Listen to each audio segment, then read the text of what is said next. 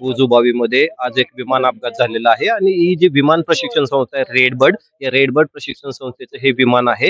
हे विमान ज्या गावात पडलेले आहे त्या गावचे पोलीस पाटील आपल्या सोबत आहेत. आपण त्यांच्याशी चर्चा करूया या विमान कंपनीच्या संदर्भात. सर, आज हे विमान आपल्या गावात पडलेले आहे. काय आपल्या प्रतिक्रिया आहेत?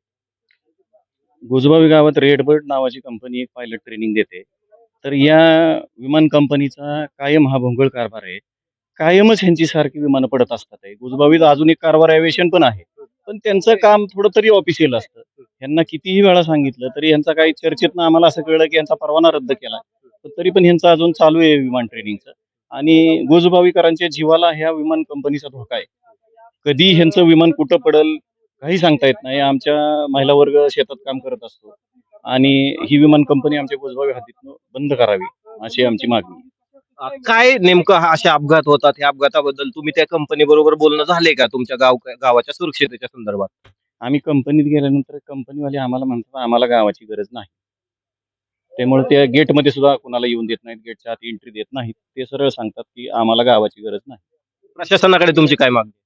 प्रशासनाने ह्याच्यावर लक्ष द्यावं. डीजीसीएने यांचं कसं परमिशन वगैरे रद्द करावी आणि हे बंद करावी कंपनी. अजूनही आपल्याकडे काही गावकरी आहेत.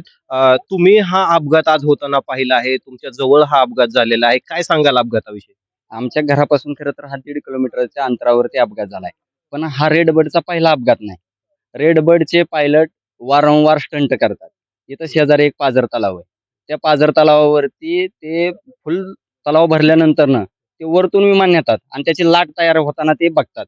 त्यांना मजा वाटत असेल, परंतु त्यांना मरायचं असेल ना, तर त्यांनी हायवेवरती यावं आणि त्या एखाद्या मोठ्या कंटेनर खाली जीव द्यावा.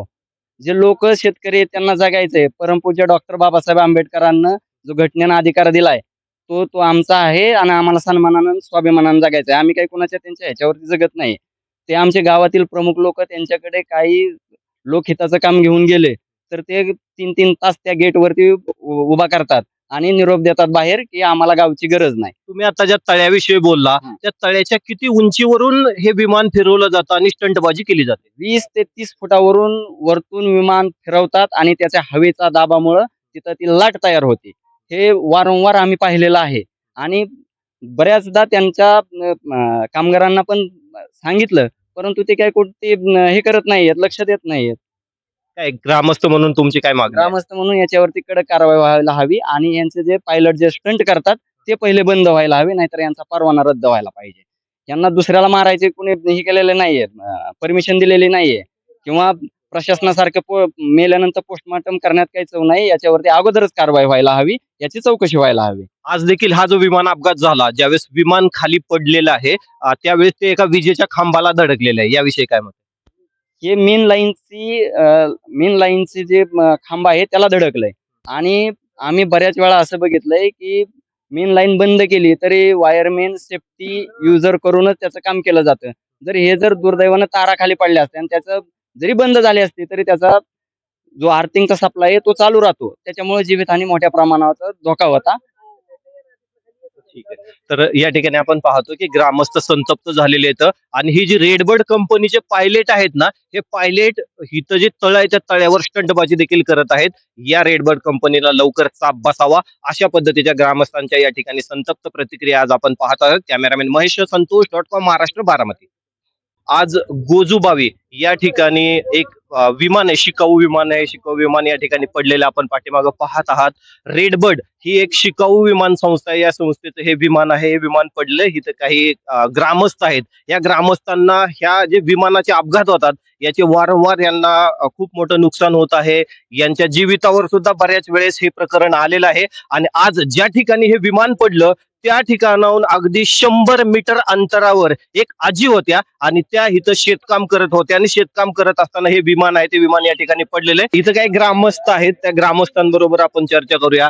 काका, बरेच वेळेस गोजूबावी परिसरामध्ये अशा पद्धतीचे विमान अपघात होत आहेत. काय मत आहे तुमचं? काय मागणी आहे? आम्हाला घरात राहावं की निघून जावं अशी भीती वाटायला लागली 28 जानेवारी पासून. एक तर दादांचं विमान पडलं त्यावेळेस माझे मित्र राघूदादा आठवळे यांचं घर एक 100 फुटावर होतं, ते वाचलं. आज माझं घर 100 फुटावर आहे. आम्ही घरात बी सुरक्षित आहोत का नाही, या विमानतळांच्या या मोठ्यांच्या आवशीपायी आमचे प्राण चांगलीच लागलेत आणि हे सगळे आज येऊन मजा बघून जाणार. पण हे विमान आमच्या बोकांडी पडलं असतं तर जबाबदार कोण आहेत? आज त्या विमानाजवळ आमच्या शेतात आम्हाला उभा बी राहू देत नाहीत. पण हेच विमान जर आमच्या बोकांडी पडलं असतं तर हे साहेबांनी काय केलं असतं नेमकं? मग आता काय तुमचं मागणं काय आहे? आमचं मागणं ही रेड बर्ड कंपनी आमच्या इथं नाही पाहिजे. यांच्या उड्डाणानं आम्हाला दररोज इतका त्रास होतो की गाय धारा सुद्धा देत नाहीत. यांचं एवढं सतत हे चालू असतं, घर घर चालू असती की धार देणारी गाय सुद्धा लाता मारते. इथं फक्त रेड बर्डच नाही तर कारवर एव्हिएशन म्हणून पण दुसरी कंपनी आहे. कारवार गेले बरेच दिवसापासून आहे, पण त्यांचं कधीही अपघात, हे रेड बर्डचं हे 4था-5वा अपघात आहे माझ्या पाहण्यात. कारवरचे अपघात होत नाहीत. आजपर्यंत तर नाही मी पाहिलं इथं झालेलं. होत असतील पण मी नाही पाहिलं झालेलं. ठीक आहे. आपण या ठिकाणी आपण पाहतो आहे की कशा पद्धतीने ग्रामस्थ संतप्त झालेले आहेत. ग्रामस्थांच्या संतप्त अशा प्रतिक्रिया आहेत की आम्ही इथं राहायचं का नाहीये, आणि यावेळेस आता खऱ्या अर्थाने प्रशासनाने यावर निर्णय घेतला पाहिजे आणि अशा पद्धतीचे जे वारंवार अपघात होतात या अपघातासाठी अंमलबजावणीयुक्त काही पावले आहेत ते पावले ठोस उचलले पाहिजे.